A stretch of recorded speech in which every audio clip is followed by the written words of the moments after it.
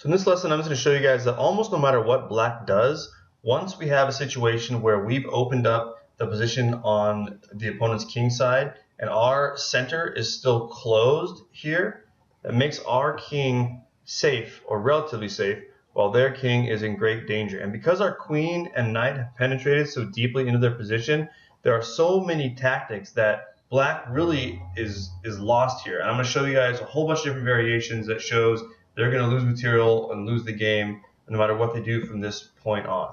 So we already looked at what happens if a checkmate is made, and we already looked at what happens if the rook goes to b8 here. And the reason they're doing this is because the queen is pinned and this knight can't move. So now it frees up the knight to move, but then we saw that we can do a lot of other damaging things and we can win in other ways. So we're not going to do that. So they can't play rook to b8. The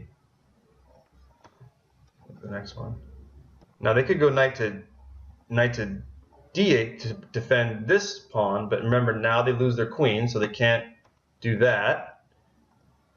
This knight is being defended by a rook and a queen, so right now they can leave that as it is and simply look to defend and hold the position. But if they do that, we're going to bring our rook up here, and we're going to have an even bigger stranglehold on the position. We can even do things like sacrifice this rook and take this pawn, and then we'll probably make a checkmate. We'll look at that as well. Another thing that we can look at them doing is, what if they go ahead and just take this pawn here with the bishop to try to get rid of this attacking knight. Remember, they're up a piece here. If you're up a piece and you're defending, sometimes what you have to do is give back material so that you won't get checkmated and so you won't lose the game. So you took a piece here, it opened you up, and maybe now you need to give a piece back and get some material in the process. If we take this with our knight, that knight was a really dangerous piece, and all of a sudden now we put him back into a more passive position, and all we have now is the queen all by himself, and no longer is there any serious danger immediately.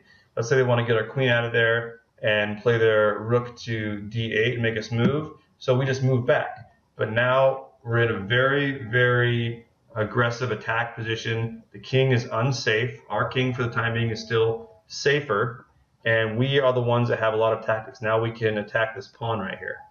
So it's not easy to see what to do. If I can either take this pawn and then make a checkmate, or he can defend the pawn with his king, but then we can simply check here.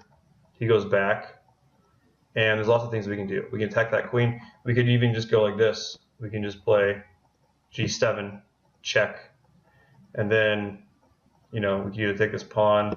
He's forced to go here, and we can just go checkmate by playing here, and that's checkmate there. That's another way that we can make a checkmate.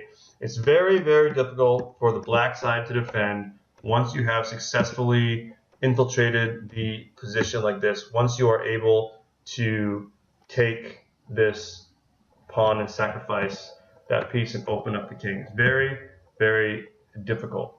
Now, let's look to see what happens if instead of moving the knight back, he decides just to be more aggressive and take this pawn earlier. Because by taking this pawn earlier and allowing us to take this knight, he can now take our rook with his bishop, which was one of our valuable attacking pieces. Our queen is in a different position, but we're still in a very, very dangerous situation. So we can take this bishop back whenever we want to. And remember, if we lost a rook, but if we get a knight and a bishop, we're getting more material than them. So even though they got a pawn and a rook, we would be getting two minor pieces. And two minor pieces for a rook and pawn is usually not a very good trade. You want to keep your minor pieces on the board until the end game. Then in the end game, the rook tends to be more powerful because of its long range capabilities and the fact that usually most of the pawns will be off the board at that point. But earlier in the game, in the middle game, and in the opening, it's usually much better to have a couple of minor pieces, which is what we call the knight and the bishop, than to have the rook and the pawn. So for example, if they choose to play it this way, remember now we have this pawn here, we can take this pawn with check. Let's say they simply move the king over. Now we can take this bishop back, And so we've gotten 2 minor pieces for the rook.